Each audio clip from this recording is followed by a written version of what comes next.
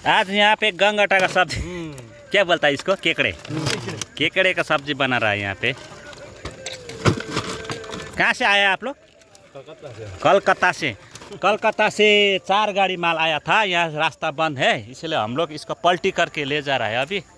तो अभी यहाँ पे गुरुजी लोग यहाँ बढ़िया सब्जी मिल गया है हम लोग का इधर खेत से।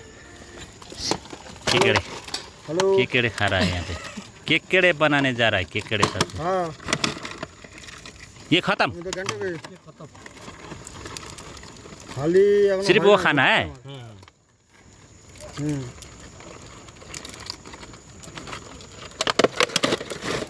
রায়গঞ্জে एक लगाता है, ये लगाता है, ये नहीं लगाता है। রায়গঞ্জে কাপড় আছে তেমনি খালি করে শিলিগুড়িতে মাল ভরবো, ঠিক আছে?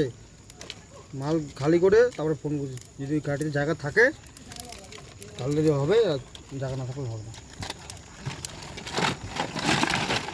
ঠিক আছে? আমি যে মাল দেখবো ওরকম মাল দেখবো, ঠিক আছে?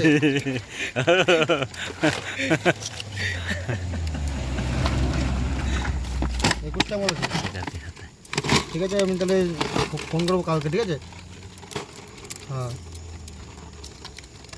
हो जाएगा भाई। सब्जी केकड़ा का सब्जी बन रहा है, बढ़िया खाना बन रहा है। একুশটা কাপড় আছে রায়গঞ্জ দিয়ে, তাই 100 টাকা